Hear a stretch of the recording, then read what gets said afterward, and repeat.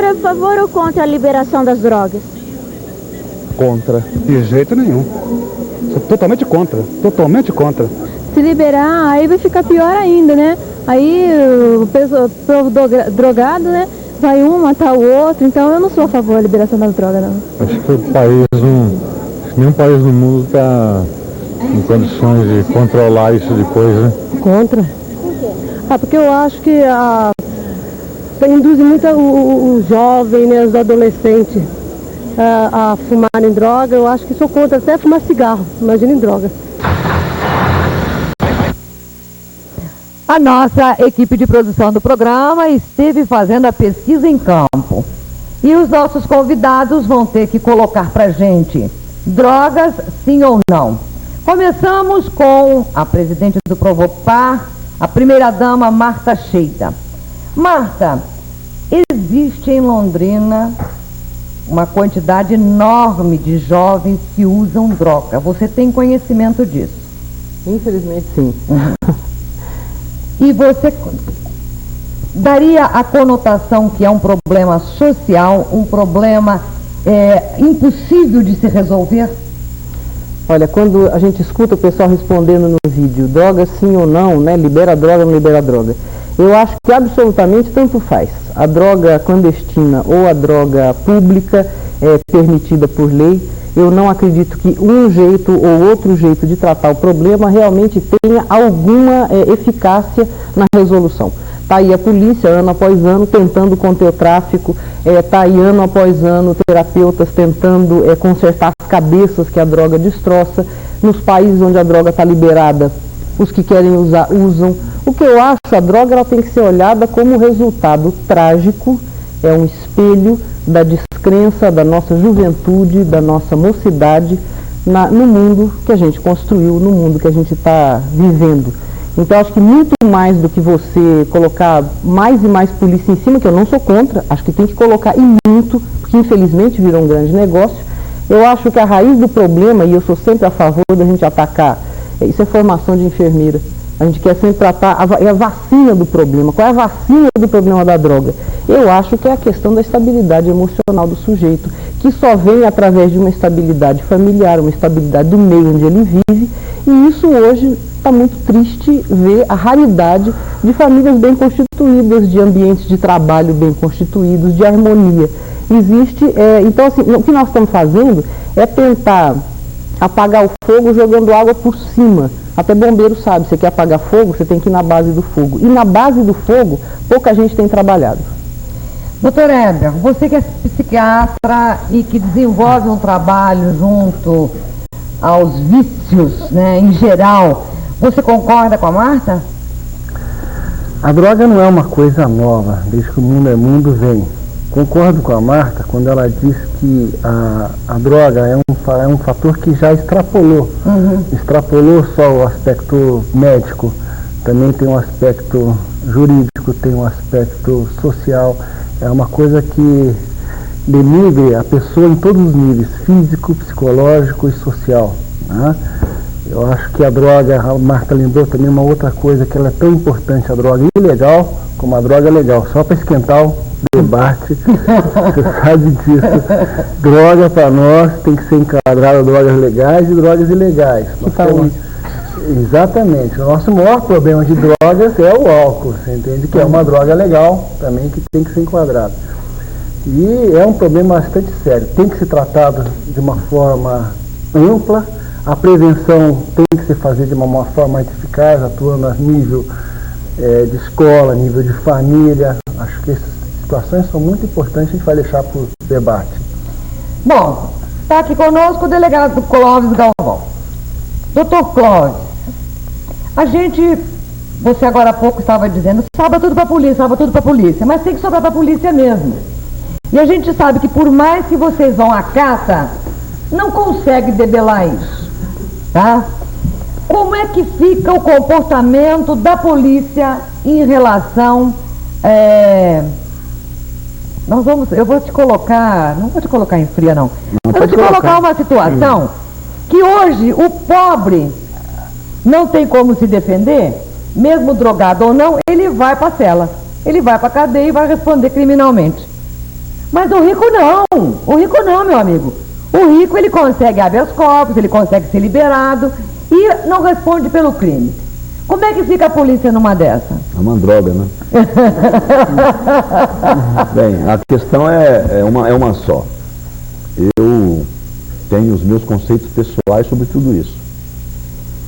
E eu acho que a questão de droga é questão de comportamento.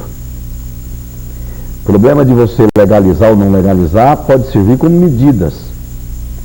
Eu cito sempre um exemplo quando eu vou falar sobre tóxico, o seguinte: quando a televisão começou a mostrar na questão do cigarro que fumar é prejudicial à saúde, o problema do cigarro, o consumo do tabagismo foi lá embaixo. Você veja bem essa geração de hoje de 15 a 18 anos, até 21 anos, chamada geração saúde, ninguém fuma. Por quê? Porque está havendo uma conscientização daquele mal. Então, a nossa questão, eu concordo com a Marta e com o Dr. Eber, que o nosso problema é questão de educação, gente. Tudo é educação. Porque eu, como delegado de polícia, eu tenho que afirmar para você o seguinte: a repressão até hoje conseguiu acabar com droga? Qual o maior mal da droga nesse país? É o alcoolismo. O psiquiatra acabou de dizer, nós temos, em 1984, para você ter uma ideia, nós tínhamos 12 milhões de alcoólatras no Brasil. 12 milhões de alcoólatras no Brasil.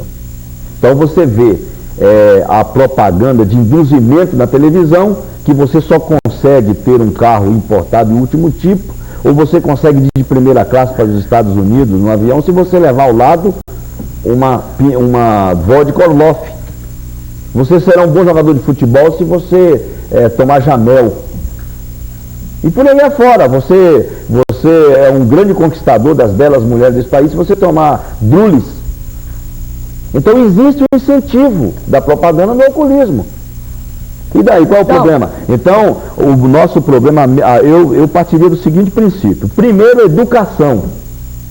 Primeira coisa, se você não for educar a questão da droga, você não tem um bom resultado. Segundo, a repressão.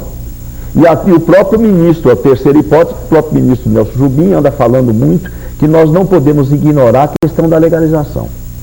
Você não pode simplesmente chegar aqui e falar: eu sou contra a legalização ou eu sou a favor da legalização. Você tem que, pelo menos, aceitar a ideia de discutir. Porque eu coloco 3 questões na questão da legalização. Primeira, como é que fica o viciado que ele, 90% da AIDS está sendo na seringa contaminada? Se o Estado tivesse uma condição de saúde pública, de ter o controle desse viciado, já que ele não sai da droga, ele não transmitia a doença.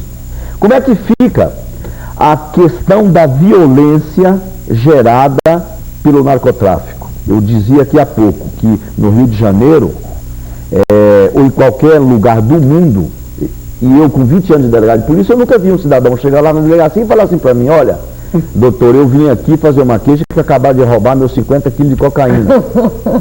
Né? Ou senão vieram aqui, me roubaram meus 20 quilos de maconha. Então a violência está justamente nisso, porque o traficante, devido ao alto poder econômico, devido ao grande dinheiro que corre tudo isso, ele forma verdadeiros exércitos para proteger a droga. Ele tem a sua polícia, tem as suas armas, e daí gera essa violência. É aquelas matanças no Rio de Janeiro, no grande centro, por aí. Então, a questão da legalização, nesse ponto também, teria que ser discutida. E em terceiro lugar, para você fechar esse quadro com a questão da legalização, que é ponto que você deve discutir, é a questão do risco que o viciado ou de quem compra na hora da aquisição do produto. Que ele vai tratar com quem? Vai tratar com o marginal. Qual é a segurança que o cidadão tem na hora de comprar droga? Ele pode morrer, pode matar. Então, a questão não é dizer sim ou não à legalização. Uma coisa que nós temos que verificar, que a repressão só não adianta. Está aí. Há 20 anos atrás, quando eu entrei na Polícia Civil, quando nós apreendíamos 2 gramas, Marta, de cocaína, você trazia os policiais, os investigadores, para ver a cocaína. Hoje é apreendido toneladas, meu Deus do céu. Os caras chegam ao ponto de cavar um túnel do México, dos Estados Unidos, no narcotráfico. Muda-se a constituição de um país por causa do narcotráfico. Está aí o Pablo Escobar aí, na Colômbia. Mudaram a Constituição para não ter extradição para os Estados Unidos. Então o problema não é só esse, a questão de dizer que legaliza ou não. No bojo em todo, eu acho que tem que ser discutido. Porque só repreender não está adiantando. Isso é uma verdade. Mas com toda a legalização do álcool, no entanto, nós temos álcool. Mas por quê? Porque o governo tem interesse no imposto. Ora, mas aí não, porque ele tem interesse no imposto do álcool e do cigarro. Então ele não vai fazer propaganda contra. Isso nós temos que ter essa consciência. Bom, o Virgílio Oliveira Eusébio é um estudante e é um ex-drogado. Eu gostaria de saber do Virgílio o seguinte: Virgílio, qual era a droga que você realmente absorvia? Bom, eu já fui usuário de maconha e cocaína e outras drogas, medicamentos e também drogas... anfetaminas. Uhum. Quantos anos você tem? Eu tenho 19 anos. 19 anos. E por que você disse não à droga? Por quê? Bom, eu tive um motivo, um encontro assim para ter um motivo que preencheu aquilo que eu precisava no lugar das drogas. Uhum. Quer dizer que então você atribui que você adentrou a droga, o uso de tudo isso que você acabou de falar, por quê? Porque você tinha problemas existenciais, familiares, sociais. Veja bem, meu pai se separou da minha mãe, eu fui morar com meus tios e sempre eu tinha necessidade de ter um relacionamento sadio com os meus pais, que eu não tinha, e outros problemas também com amigos, com a sociedade em geral, que me fez absorver o lado das drogas. E daí você teve um encontro, que encontro foi esse? Conta pra gente, nós queremos saber. Eu fui em um acampamento de uma igreja evangélica e toda a minha família já era evangélica, eu achava que eu era evangélico também, dizia para todo mundo que aquela era a minha religião, mas eu tive um encontro verdadeiro mesmo com Jesus, que transformou a minha vida e que preencheu todo o vazio, toda a angústia que tinha dentro de mim, e daí eu não precisei mais buscar refúgio em nada. Dr. Clóvis acabou de colocar pra gente o poder do traficante, né? Do bandido que mexe com isso. Como é que ficou o teu relacionamento a partir do momento que você deu um basta com esse pessoal? Eles vêm atrás da gente, eles incentivam porque para eles é interessante ter você como o seu cliente. E eles continuam vindo atrás, mas depois de um determinado tempo, quando eles veem mesmo que eles tentam te dar para você voltar, mas quando você consegue mesmo sair, daí eles te discriminam, eles nem vêm mais atrás, nem de querer ter amizade com você. Doutor Heber, a gente está podendo perceber, pelo depoimento do Virgílio, que um problema estrutural, mas também é um problema não só estrutural, social, religioso, mas também financeiro. E o que a gente observa que as famílias mais carentes, os que estão envolvidos com a droga de menor poder aquisitivo, eles fazem tudo para adquirir a droga. O problema financeiro e droga é um assunto que entra, como o Clóvis falou, uma amplitude muito grande. Primeiro, é lógico que nós temos aqui na região menos incidência de drogas mais caras, tipo heroína, coisas assim, que tem um valor maior. Agora, dizer para você também que outros países não conseguem essa droga, mesmo sendo um valor alto, consegue, mesmo que seja roubando, mesmo que seja matando, fazendo alguma coisa. Então, o problema da distribuição da droga, ela vem muito a partir de mercado, a partir de proximidade da fonte originária. Por exemplo, a cocaína aqui é importante, mas importante por quê? Porque nós temos uma fonte aqui perto, é uma rota. Então nós temos uma série de situações que influenciam nessa dinâmica da distribuição de qual droga é mais frequente em um lugar A, no lugar B, no lugar C. Né? Tem problema até de concentração de droga. Por exemplo, maconha de clima quente é uma droga mais forte que maconha de clima frio. Então tem uma série de situações que envolvem isso, não é um simples aspecto. A única droga que eu falo para você que é constante é o álcool. Essa em primeiro lugar no mundo inteiro. Tá certo? A exceção de alguns países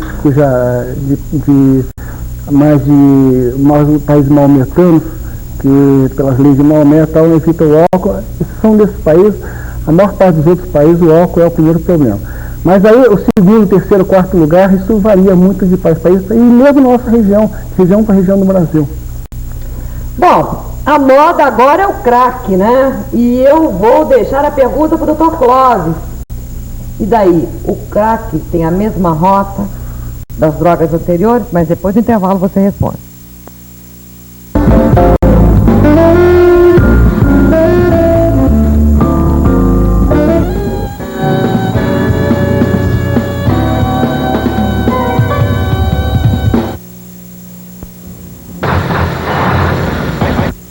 O senhor discrimina um usuário de drogas? Bastante, muito mesmo. Totalmente contra. Acaba com a pessoa, não acho que seja correto. Não, discriminar não. Eu acho que cada um tem o direito de fazer o que quer, né? Eu sou contra, eu não uso. Se a pessoa usa, entendeu, e tá usando na dele, não me envolvendo e não querendo me envolver, não tem nada contra. Você discrimina o usuário de drogas? Não, acho que não. Não? Você discrimina o usuário de drogas? Não. Eu não. Não, mas que eu vou te dizer, são pessoas assim um pouco difíceis de conviver, né? Mas não, acho que a discriminação piora, né? Do estado deles. Bom, nós estamos falando da droga agora e vamos passar para o crack, que a moda agora é crack, né, doutor? Quem não dá um tapa no crack, não tá na moda, né? A moda é crack. E o crack, ele vicia tanto quanto? O crack vicia em 4 semanas, mata em 6 meses. Pior. Pior? É muito pior. Em 4 semanas e mata em 6 meses. Mas o que é o crack? Vamos esclarecer. O crack é a pasta da coca. É a coca sem o beneficiamento, sem passar pelo laboratório para virar o pó branco. Acontece que o crack, com poder aquisitivo, que 1 grama de cocaína no mercado do Norte Paraná está custando hoje R$11. É a grama do ouro, 1 grama de coca. Então, o viciado tem que... É um vício caro, tá entendendo? O traficante está fazendo o seguinte, ele faz o processo inverso, porque como o Weber disse, nós não temos a última apreensão que tentaram se fabricar cocaína aqui na nossa região, graças a Deus a Polícia Federal, o DPF, acabou de fazer uma apreensão aí com 170 quilos, que era um ponto de distribuição de refinamento de laboratório. Nós não temos notícias na área de segurança pública que existe laboratório aqui. Bom, então se não tem laboratório, não tem a pasta da coca para fornecer o crack. Para vir de fora, é muito risco e muito caro. Então o traficante está fazendo o seguinte, ele pega a cocaína e faz o processo inverso. Tá certo? Pega a coca, adiciona bicarbonato de sódio, queima, ela forma uma bolha, dessa bolha existe o esfriamento e ali transforma-se o crack, que ele é fumado, coloca em cachimbo e fuma. Isso está alastrado nos grandes centros, São Paulo principalmente, e infelizmente nas nossas ruas em Londrina. Há 1 ano atrás nós tivemos a primeira apreensão de crack em Londrina e está alastrando dia a dia. Nosso temor e a nossa preocupação com a juventude, com o menino de rua, a Marta sabe disso, é claro. A questão do crack. Aliás, na questão do menino de rua, crack é o que passar na frente, né? A gente tem existe a escola oficina, né, na qual eu trabalho, existem todos os projetos da Secretaria de Ação Social da Prefeitura, que depois a Márcia vai estar aqui no debate também, e a gente vê que o maior problema daquele menino de rua que rouba o seu relógio, esse relógio ele não está sendo comercializado e o dinheiro vai para o menino ou para a família do menino. Às vezes um relógio de ouro vai ser trocado por um saquinho de cola, quer dizer, comercialmente é um grande negócio, tá? Então, até aí entra a questão que precisa de repressão, que a repressão sobre o drogado, eu acho uma burrice, tá? Ele não está usando essa droga porque ele acha isso muito bom. Na realidade, ele entra meio sem querer e quando vê, ele não consegue mais sair, né? É um arapuca, é um negócio que agarra o sujeito. Aonde eu acho que aí falta sim a repressão e precisa haver e muita, é em cima desse negócio que se faz em cima da droga. O traficante, que é aquele sujeito, talvez, né, o pior criminoso, a pior espécie de criminoso, que é aquele sujeito que se aproxima de um menino de rua, que está dormindo numa calçada, numa marquise, com frio, com fome, com medo, eles têm medo da noite. A noite alta, o moleque de rua ele tem medo de ficar à noite na rua. Parece que não tem, mas ele tem. E aí cheira cola, ou fuma maconha, ou cheira cocaína, nesse sentido, e daqui a pouco crack, tá? E aí ele consegue abater o medo. E infelizmente a gente não consegue, e a polícia não tem conseguido também, evitar esse comércio deslavado em cima desses meninos, aproveitando da situação de vida deles, usando esses meninos para cometer pequenos furtos, porque isso é um negócio altamente rentável. Não tem mais aquela história que você falou, 1 grama de coca custa tantos reais. Nada, o moleque troca, ele pega esse relógio, quanto custa esse relógio? Ele não sabe. Ele cata esse relógio aqui e troca por 1 grama de coca. Quer dizer, é um negócio melhor ainda do que um viciado que sabe o valor do dinheiro. A questão é a seguinte, que ela está dizendo o seguinte, olha, o vício, se a polícia quisesse prender viciado, nós teríamos que ter 5 penitenciários aqui em Londrina. Você entendeu? E não caberia, né? Porque você é só pegar a lei dia 368, no artigo 16, você pega o cidadão na rua, leva lá no Instituto Legal, faz um exame de sangue dele, doutor. Não, aí existe aqui um consenso, viciado não se prende. Não, o cara é doente, ele tem que ter tratamento. E a nossa dificuldade em Londrina qual que é? Estabelecimentos adequados para a recuperação do viciado. Mas o Cláudio, só Mas e como é que esquenta. E o viciado que é traficante? Bem, como é que você trata? A polícia, nós temos uma certa diferenciação disso aí. Porque nós sabemos perfeitamente quem que é o viciado que vai para o consumo e aquele que está vendendo. Né? Hoje em dia, quando eu falo que se apreende 1 tonelada de cocaína, 2 toneladas de maconha, 170 quilos de cocaína em Londrina, e o cara que compra lá 4, 5, 6 gramas para o consumo, ele não pode ser considerado traficante. A lei dá o seu parâmetro lá de quantidade de traficantes. Mas claro, eu já tratei. Agora, para nós, como investigadores de polícia, nós fazemos essa diferenciação. É claro que do ponto de vista teu, como médico, para você, o cara que vai, igual ele mesmo, que já viveu nessa desgraça aí, né, que graças a Deus saiu. Não é? Vou falar uma coisa muito importante aqui. Eu, em 20 anos de delegado de polícia, eu nunca vi cidadão que tem família ajustada, pai que trata filho com diálogo, que tem conversação com suas filhas, tem problema de droga. Eu acho que a coisa começa... Tem, mas é muito menor. Agora a questão do vício é esse. A questão do vício, o problema é justamente esse aspecto. Eu acho que nós não temos, numa cidade como Londrina, um estabelecimento, nós não temos hospital nem para tratados de doentes comuns. Doutor Heber, como é que fica a situação do médico agora? Conta pra gente. Não, eu só quero que ele me responda o seguinte, qual é o tempo que demora para um cidadão desintoxicar de maconha? Para ele responder isso no ar para mim. E agora? Isso não é problema.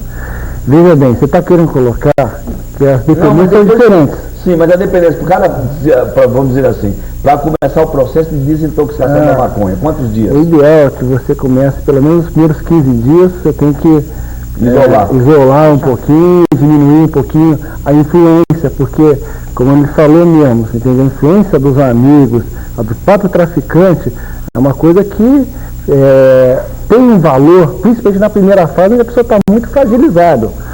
Depois que ele começa a ter uma estrutura maior, aí ele diz não com maior facilidade, mas no começo não é tão fácil. Então, o ponto de vista do viciado está justamente nisso. É muito difícil você tirar o viciado do meio. Não, e o índice de recaída, que é muito grande também, tá certo? Principalmente quando as drogas ficam mais pesadas, tá? Quando começa a ser cocaína, começa a ser crack, o álcool, aí as recaídas são mais frequentes e o tempo de você tentar manter a pessoa longe tem que ser muito maior. Então, agora, uma coisa que eu perguntei pro Clóvis, falei, Clóvis... Ele não respondeu. Me enrolou. A gente trata de paciente que é dependente. Só que ele já está num grau que, para manter a dependência dele, ele está traficando pesado. Tá certo? Como é que a gente vai ver essa pessoa que é dependente, entendeu? Talvez no nosso caso da polícia, lá é traficante. Nós vamos ser bem sinceros aqui. Olha, no nosso caso lá, na questão da matéria policial, se a gente puder autuar, a gente autua. Nós não fazemos muita distinção aí de ser viciado, ser traficante, caiu lá na rede é peixe, vai para dentro mesmo, nós recolhemos. Virgílio, alguma vez foi autuado, Virgílio? Eu nunca fui autuado, mas eu já tive amigos que foram autuados, e veja bem, ele está falando do traficante viciado, mas o grande traficante, quando o delegado diz de 2 toneladas, 1 tonelada, 500 quilos de maconha, esse não é viciado. O viciado é aquele que tem na casa dele 2 quilos de maconha, que revende. E esse cai quase com frequência. Com frequência. Por quê? Porque o poder econômico que está por trás, o cidadão que está fabricando, ele tem seus apartamentos lá em Miami, lá em Nova York. Agora, a minha dúvida, Clóvis, é o seguinte: eu vejo, por exemplo, meninos de rua que estão deixando a droga, que o menino de rua larga a droga, sabe como? Não é nem desintoxicando, é comendo. Primeira coisa. Mas o problema é ele come bem, né? Ele tem uma assistência, ele tem gente que o apoia, tal. Muitos saem, não são todos. Alguns realmente precisariam, e até é um projeto que a gente está batalhando na cidade. Estamos batalhando junto ao governo do estado. É importante que Londrina apoie essa proposta, que é uma proposta da prefeitura, e a gente está conseguindo aí o apoio do Fundo Estadual da Criança e Adolescente, o financiamento para a construção de uma comunidade terapêutica onde esses meninos de rua possam ser retirados de circulação até que eles façam essa desintoxicação.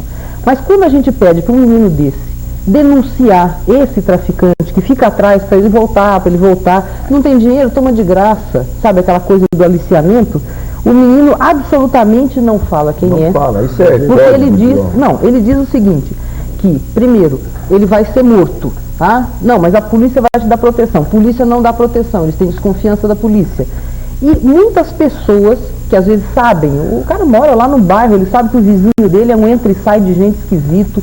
Como é que a pessoa faz para denunciar um traficante, um ponto de tráfico, sem que ele tenha que se identificar? Eu acho que um disque droga, um disque denúncia, um disque qualquer coisa, aonde você, ainda que tenha N trotes que a gente tenha que tolerar, eu acho que é a única maneira de você combater. E aí uma agilidade muito grande da polícia, deixar uma equipe por conta disso, para realmente assim, receber um telefonema que em tal lugar tem um sujeito lá com cara de, e ir lá ver imediatamente.